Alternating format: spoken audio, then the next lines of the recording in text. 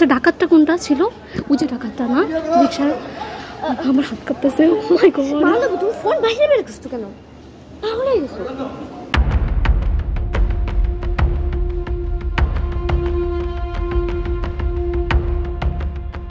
মাত্র দুদিনের ব্যবধানে রাজধানী ঢাকার দুটি ঘটনা চাঞ্চল্য তৈরি করেছে সারা দেশে। গত বুধবার ব্যবসায়িক দ্বন্দ্ব ও পূর্ব শত্রুতার জেরে মিটফোর্ড হাসপাতালের ৩ নম্বর গেটের সামনে কংক্রিট বোল্টের দিয়ে শরীর ও মাথা থেতলে হত্যা করা হয় ভাঙাড়ি ব্যবসায়ী লাল চাঁদ ওরফে সোহাগকে।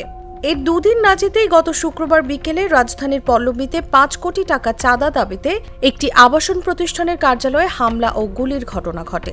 ভিডিওই করি নাই ভাই, কি একটা অবস্থা, ভিডিওই করি নাই। আল্লাহ ওরে আল্লাহ।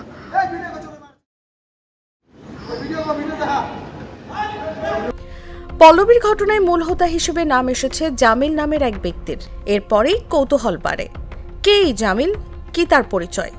গত শুক্রবার বিকেলে একদল লোক অস্ত্রশস্ত্র নিয়ে আবাসন প্রতিষ্ঠান একি বিল্ডার্সের কার্যালয়ে হামলা চালায়। হামলাকারীরা 4টি গুলি করে বলে পুলিশ জানায়। দুর্বৃত্তদের গুলিতে প্রতিষ্ঠানটির শরীফুল ইসলাম নামের একজন কর্মকর্তা আহত হন। পরে তাকে ভর্তি করা হয় কুর্মিটোলা জেনারেল হাসপাতালে। এই ঘটনায় এরই মধ্যে 5 জনকে গ্রেফতার করেছে র্যাব 4। গ্রেফতারদের প্রাথমিক জিজ্ঞাসাবাদের বরাতে র্যাব বলছে তারা জামিলের প্ররোচনায় এই হামলায় অংশ নেয়। জামিল পল্লবী এলাকার চাঁদাবাজ চক্রের গডফাদার হিসেবে পরিচিত। সম্প্রতি পল্লবীর ওই গোলাগুলির ঘটনায় চাঁদাবাজ হিসেবে তার নাম সামনে এলেও অতীতে তার বিরুদ্ধে 4টি খুনের অভিযোগ রয়েছে।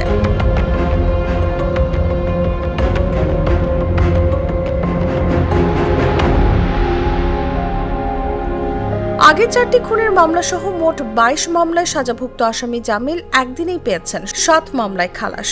সুতরাং কাদের ছত্রছায়ায় তারা নিয়ন্ত্রিত হয় ও বিপদে উদ্ধার হচ্ছেন তা নিয়েও উঠছে প্রশ্ন। স্থানীয় ভুক্তভোগীদের ধারণা, বর্তমান সময়ে ক্ষমতাধর রাজনৈতিক দলগুলোর প্রভাবশালী নেতাদের ছত্রছায়ায় তারা এই ধরনের কর্মকাণ্ড করছেন। অপরাধ করলেও যাদের শাস্তির মুখোমুখি হতে হচ্ছে না।